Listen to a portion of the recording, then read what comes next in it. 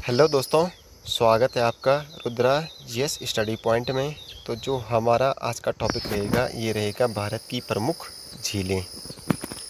और टॉपिक शुरू करने से पहले जिसने चैनल सब्सक्राइब नहीं किया वो चैनल सब्सक्राइब कर ले। और अगर आपको वीडियो अच्छी लगती है तो वीडियो को लाइक करें और शेयर करें। तो जो बात करते हैं भारत की प्रमुख झीलें, तो जो डल झील है, डल झील स्थित है जम्मू कश्मीर में। और जो डल झील है ये ताज़े पानी की झील है, ताज़े पानी की झील। और जो डल झील है यहाँ पर दलदल भी पाए जाते हैं। इसके बाद बात करेंगे बुलर झील। जो बुलर झील है, बुलर झील स्थित है जम्मू कश्मीर में। बुलर झील जम्मू कश्मीर। और भारत के सबसे अधिक मीठे पानी की झील है बुलर झील, मीठे पानी की। और इसका जो क्षेत्रफल है, क्षेत्रफल की बात करें तो इसका क्षेत्रफल 160 किलोमीटर स्क्वायर। और जो तुलबुल परियोजना है, तुलबुल परियोजना वो इसी झील पर स्थित है। इसके बाद बात करेंगे बेरीनाग झील। तो जो बेरीनाग झील है ये है जम्मू कश्मीर में। और जम्मू कश्मीर के अनंतनाग ज़िले में बेरीनाग झील। और जो ये झील है बेरीनाग झील, इसकी सैर सिर्फ गर्मियों में की जाती है और सर्दियों में ये पूरी बर्फ़ से ढक जाती है। इसके बाद जो नेक्स्ट है ये है मानसबल झील। तो जो मानसबल झील है ये है जम्मू कश्मीर में। और यह पर्वतीय झील है, पर्वतीय झील। और ये जो मानसबल झील है ये जम्मू कश्मीर की सबसे गहरी झील है, मानसबल झील। इसके बाद बात करेंगे शेषनाग झील। तो जो शेषनाग झील है, शेषनाग झील स्थित है जम्मू कश्मीर में। और जो अमरनाथ गुफा के जो ये झील है ये है अमरनाथ गुफा के तीर्थ मार्ग पर। और जो भारत के जो प्राचीन तीर्थस्थल हैं उनमें से एक है शेषनाग झील। इसके बाद जो अगला है हमारा ये है बेलांदूर झील, कर्नाटक। जो बेलांदूर झील है ये है कर्नाटक में। और इसका जो इस्तेमाल करते थे ब्रिटिश शासक के दौरान, उनके जो पन विमान होते थे उनको उतारने के लिए इसका प्रयोग किया जाता था, बेलांदूर झील का। इसके बाद जो अगला है ये है नागिन झील।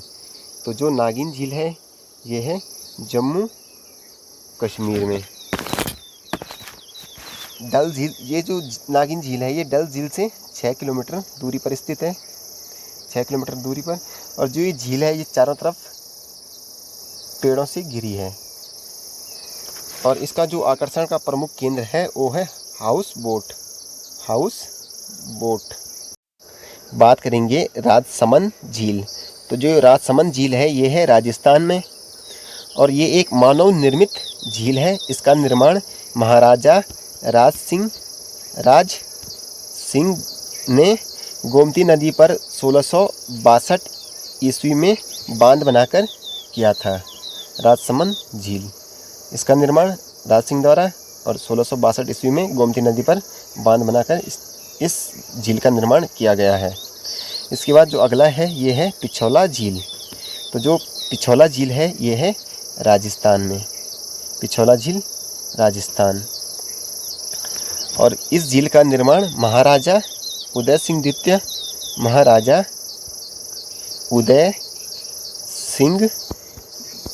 द्वितीय ने कराया। इसका निर्माण महाराजा उदय सिंह द्वितीय ने कराया।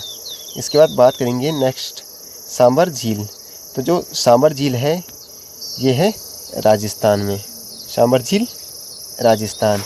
और ये भारत की सबसे अधिक खारे पानी की झील है, खारे पानी की झील, पानी की झील। इसका जो क्षेत्रफल है ये है 230 किलोमीटर स्क्वायर। इसके बाद बात करेंगे डिडवाना झील। तो जो डिडवाना झील है ये है राजस्थान में। डिडवाना झील राजस्थान।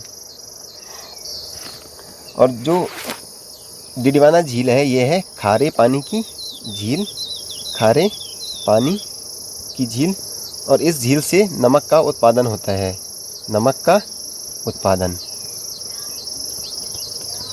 इसके बाद अगला है फतेह सागर झील। तो जो फतेह सागर झील है ये है राजस्थान में, राजस्थान के उदयपुर में, उदयपुर में। और इसका जो पुनर्निर्माण किया गया था ये किया गया था महाराजा फतेह सिंह द्वारा, महाराजा फतेह सिंह द्वारा। और जो ये झील है इस पर एक नेहरू उद्यान बनाया गया है। इसके बाद जो अगला है ये है साताल झील। तो ये है साताल झील, और साताल झील उत्तराखंड में। जो साताल झील है ये ताज़ा पानी की झील है, ताज़े पानी की झील। और ये एक 7 झीलों का समूह है, 7 झीलों का समूह है, इसलिए इसे साताल कहा जाता है। इसके बाद बात करेंगे नैनीताल झील की। तो जो नैनीताल झील है ये है उत्तराखंड के नैनीताल में। स्कंद पुराण में नैनीताल झील को ऋषि सरोवर कहा गया है। जब ये भी कहा जाता है कि जब अत्रि और पुलत्स्य और पुलह ऋषि को नैनीताल में कहीं पानी नहीं मिला तो उन्होंने एक गड्ढा खोदा और मानसरोवर झील का पानी इसमें लाकर भर दिया। उसी से नैनीताल झील का निर्माण हुआ। इसके बाद अगला है भोजताल झील। यह है भोपाल में, और इसका जो निर्माण किया था ये किया था राजा भोज द्वारा, राजा भोज। इसे भोजताल झील या भोपाल झील या भोपाल झील भी कहा जाता है। इसके बाद अगला है फुलहर झील। तो जो फुलहर झील है ये उत्तर प्रदेश के पीलीभीत में स्थित है, उत्तर प्रदेश के पीलीभीत में।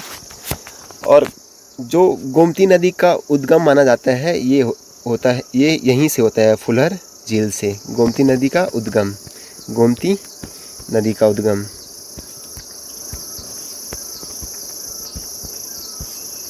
इसके बाद बात करेंगे जो नेक्स्ट है ये है नौकुचिया ताल। तो जो नौकुचिया ताल है ये है उत्तराखंड में, नौकुचिया ताल उत्तराखंड। और ये उत्तराखंड के कुमाऊं क्षेत्र की सबसे गहरी ताल है। यह झील, जो ये नौकुचिया झील है, ये पक्षियों के निवास के लिए उत्तम मानी जाती है।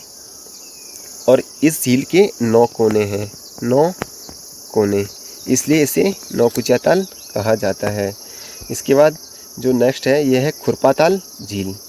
तो जो खुरपाताल झील है ये है उत्तराखंड के नैनीताल में, और ये तीनों ओर पहाड़ियों से घिरा है। इसका आकार जानवर के खुर के समान है, जानवर के खुर के समान, खुर के समान, इसलिए इसे खुरपाताल कहा गया है।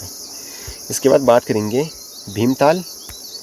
तो जो भीमताल है ये उत्तराखंड के नैनीताल में स्थित है, भीमताल। और इसका जो आकार है त्रिभुजाकार है, इसका आकार त्रिभुजाकार। और इसके बीच में एक टापू है जिस पर मछली घर है, मछली घर। और जो भीमताल है इस झील से सिंचाई के लिए छोटी छोटी नहरें निकाली गई है। इसके बाद जो अगला है ये है हुसैन सागर झील। तो जो हुसैन सागर झील है ये है आंध्र प्रदेश में, हुसैन सागर झील आंध्र प्रदेश। और ये एक कृत्रिम झील है, कृत्रिम झील। और ये बनाया गया है जो मूसी नदी है, मूसी नदी की सहायक नदी पर 1562 ईस्वी में इसे बनाया गया था। इसके बाद जो हमारा अगला है ये है पुलिकट झील। तो जो पुलिकट झील है ये है तमिलनाडु और आंध्र प्रदेश में। तो जो इसका जल का जो प्रमुख स्रोत है ये है अरानी, कालंजी एवं स्वर्णमुखी नदियाँ। और ये आंध्र प्रदेश के नालोर वाले हिस्से में आंध्र 1976 में, और तमिलनाडु के तिरुपल्लुर वाले हिस्से में 1980 में एक पक्षी अभयारण्य इसमें स्थापित किया गया।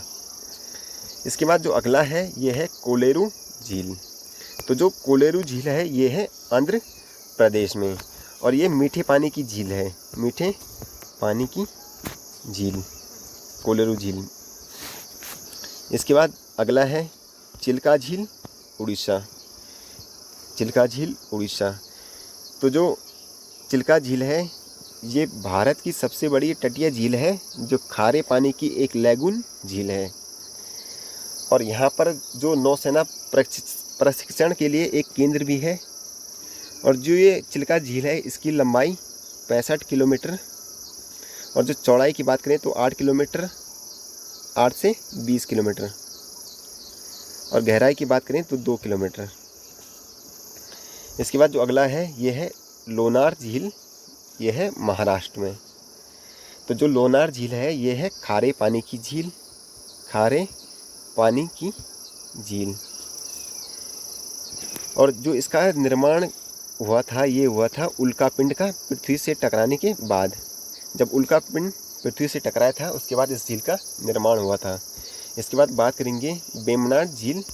तो जो वेम्बनाड झील है ये है केरल में। तो जो वेम्बनाड झील है ये एक लैगून झील है। इसी झील में एक द्वीप है वेलिंगटन द्वीप, वेलिंगटन द्वीप। और जो भारत का सबसे छोटा राष्ट्रीय राजमार्ग है NH-47A, इसी द्वीप पर है, वेलिंगटन द्वीप पर। इसके बाद बात करेंगे अगला है हमारा गांधी सागर झील। तो ये है मध्य प्रदेश में, और ये कृत्रिम झील है, और ये बनाई गई है चंबल नदी के पानी को रोककर, चंबल नदी। इसके बाद जो नेक्स्ट है ये है लोकटक झील। जो लोकटक झील है मणिपुर, और ये पूर्वोत्तर भारत में मीठे पानी की सबसे बड़ी झील है, पूर्वोत्तर भारत की सबसे बड़ी मीठे पानी की झील है। और इस झील में केबुल्ला मजाजू नाम का तैरता हुआ एक राष्ट्रीय पार्क है। इसके बाद जो अगला है ये है चोलामू झील सिक्किम में। जो चोलामू झील है ये भारत की सबसे अधिक ऊंचाई पर स्थित झील है, और जो तीस्ता नदी का उद्गम होता है इसी झील से होता है, तीस्ता नदी का उद्गम। इसके बाद जो नेक्स्ट है ये है गोबिंद सागर झील, और ये है पंजाब में, और भारत की सबसे बड़ी कृत्रिम झील है गोबिंद सागर झील। और ये सतलुज पर बने भांगड़ा नागल बांध से, जो सतलुज नदी पर बना है भांगड़ा नागल बांध, उससे ये निर्मित हुआ है गोबिंद सागर झील। इसके बाद बात करेंगे नेक्स्ट, ये है रूपकुंड झील उत्तराखंड में। रूपकुंड झील उत्तराखंड है। जो रूपकुंड झील है ये उत्तराखंड के चमोली में स्थित है, चमोली में। और इस जो ये रूपकुंड है इस कुंड के आसपास बहुत सारे नर कंकाल मिले हैं, नर कंकाल। तो ये लास्ट क्वेश्चन था आज का। ये है रूपकुंड ताल।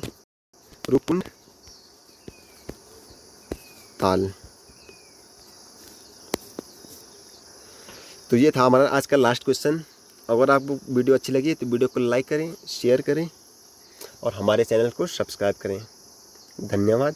जय हिंद।